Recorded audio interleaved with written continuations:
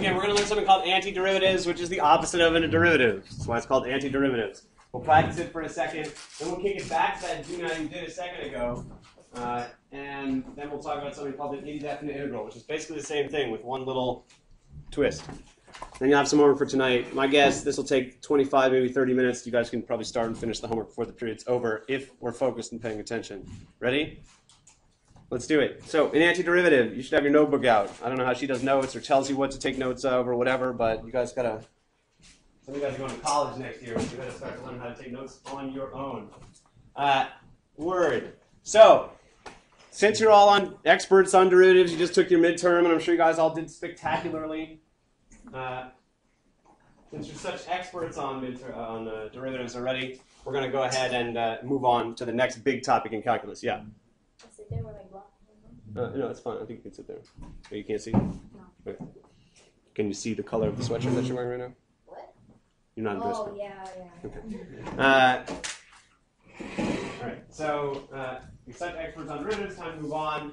Basically, calculus is broken up into two major sections. The first one's called differential calculus, differentiating, that's derivatives, and the second one's called integral calculus, which is the opposite, and you're about to start right now. Let's do it. So this is huge. It's basically what you're going to be doing until the rest of the year. Obviously, you don't have to write huge, this stuff in your notes.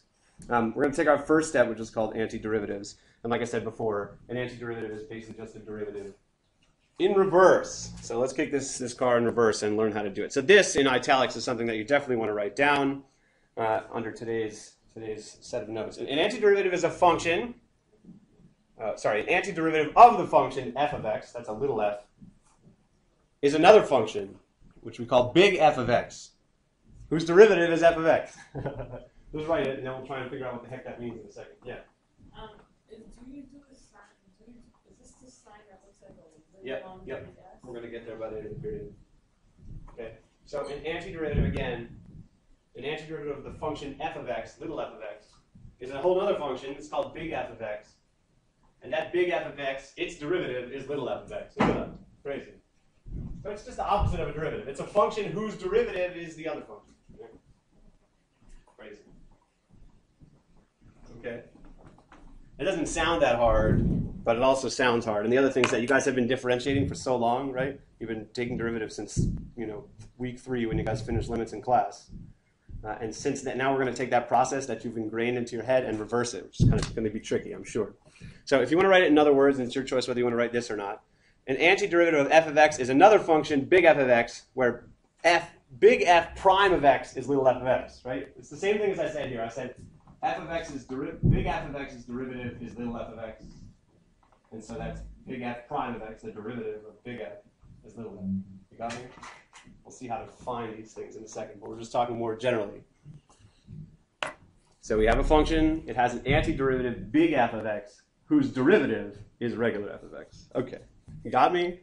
At least in theory? Far out. That sounds confusing, but really it's not. An antiderivative is just a derivative in reverse. Ready for the next slide, or are people still writing? Let's go.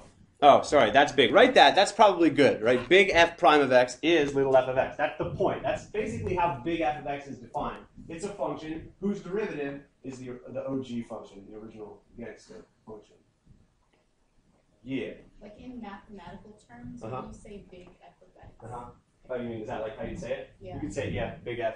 That's fine. Okay, you can assume anything that I say is for realsies math terms. Okay. That was a joke. Okay. So the easiest one of these things to do is to take the power rule and put it in reverse. You guys know the power rule, right? Yeah. Quick, what's the derivative of x to the 5? 5 to the 4. Right. So we're just going to take that and reverse it, okay? And that sounds easy, but like I said before, you've been doing the regular power rule for so long, you're going to make mistakes. Okay, and that's why I'm going to drill you. Okay, so this is the reverse power rule, and I'm not sure if that's a technical term, actually. You don't have to write that. The reverse power rule is for taking antiderivatives of polynomials like x to the 5th, 4x cubed, 2x to the 2/7. Ooh, that'd be a tricky one. Okay, so let's say you have a function. This is general now, ax to the n. Right, where a is just a number, so and n is just a number. So 2x to the 4th, 5x to the 1/2. These all fall into that category. A number of times x to another number. Got me? If we want to take its antiderivative, if we want to take the antiderivative, big F of x, is that. Write it, and then we'll discuss what it means in a second. Okay? So big F of x is a over n plus 1, x to the n plus 1. Woo! It's getting ugly, like the beast. We get a laugh for that? The beast is my girlfriend. Oh yeah. Wait, okay. So like, can we just do a x n plus 1 over n plus 1? All over n plus 1? Sure. But I like my way better, and you probably will too. Okay. So the idea here is if you have f of x equals ax to the n, forgive my handwriting. Okay. Can somebody express to me the general form of this? What if I was taking the derivative? What if I wanted f prime of x? Raise your hand and tell me what that is. Maureen. A times n x. Yeah. To the what? Oh, to the n minus 1. Right. In short terms, you take what's in the exponent, you multiply it by what's in front, right? And then you subtract 1, right? Like 5x, you guys said x to the 5th. Okay, that's like 1x to the 5th, right? The derivative of that, you bring the 5 down. 5 times 1 times x to the 5 minus 1, which is 4, right? You guys, this is old news. Too easy. Too slow, Kaden. Let's go. Okay, now we're doing the opposite. The opposite. All right? And instead of bringing the n down first, the first thing you do is you add 1 to the x to the n plus 1, right? And then instead of bringing that down and multiplying, you bring it down and divide, n plus 1. So it's the same operations, just backwards. First you add 1 here, then you divide by whatever comes out. Right? That's the same thing that's written right there. What's up? What do you find when you find the big F of x? What does it do for you? Yeah. Right, like little f prime is the slope of something, right? What is big F? That's a mystery I'm not yet willing to reveal. But big important things. Let's just stay there for now. You might not even learn that this week. Like you probably started when you found derivatives for the first time. You probably spent a whole lot of time just finding them and not thinking about... Oh, shit. It's whack. Should we start over? No. Right. Fine. It's my fault for not being here. I agree. I have to say. Not braving the snow like the rest of us. All right, I'm ready to go now. I'm going to hit record. Okay, one spin now. All right, let's go, because we're getting a little slow here. All right, so this is what, like I was just saying on the board, but now you can look at it here first. Like I said, you got to go through this mentally slowly. It sounds easy, but you're going to make mistakes. First thing you do is raise the exponent by 1, then you divide by the new exponent. So it's the opposite of everything that came before. Okay? Before, for derivatives, you multiply by the exponent first, and then you subtract 1. Now we add 1 to the exponent and divide by it afterwards. Okay, so it's backwards. So here's an example. You can write this in your notes. So if f of x is 6x squared, f of x is 6x squared, the first thing we're going to do is raise the exponent by 1. So what's 2 plus 1, geniuses? 3. So we add 1 to that. Okay? And then we divide by the new exponent 3.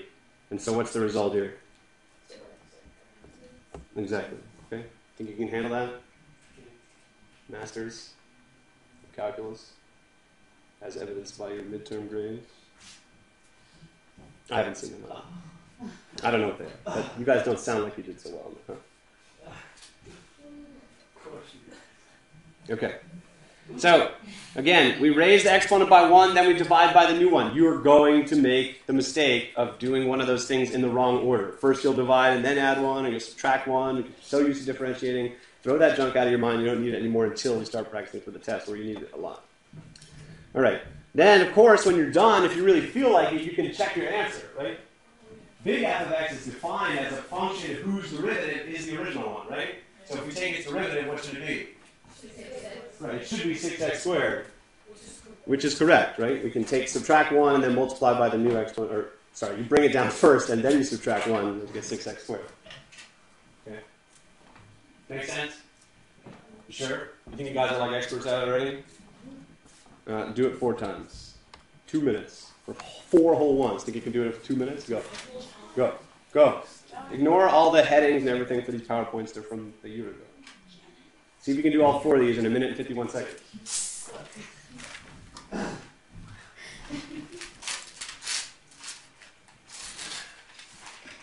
Mr. Molly, please call the main office, Mr. Molly.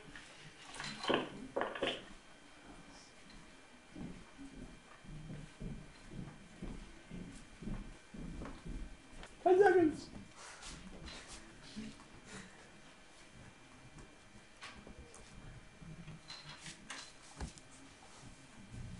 Ooh, I don't like the clock placement in this room at all. I finished. You finished? All right, so we can go on now that Maisha's done, right? I'll give some people I still see pencils going. Are we good? We good? We good? We good? Yeah. Sure? All right. Which one of you astute young scholars wants to answer the top left one, 5x to the 4th? It's the easiest one. Livy. X, X, are you sure? yeah. Everybody agree? Should all agree, that's right. Okay, and again, you take 4, you add 1 to it, that gives you 5, and you divide by the new x1 and 5. 5 divided by 5, geniuses is?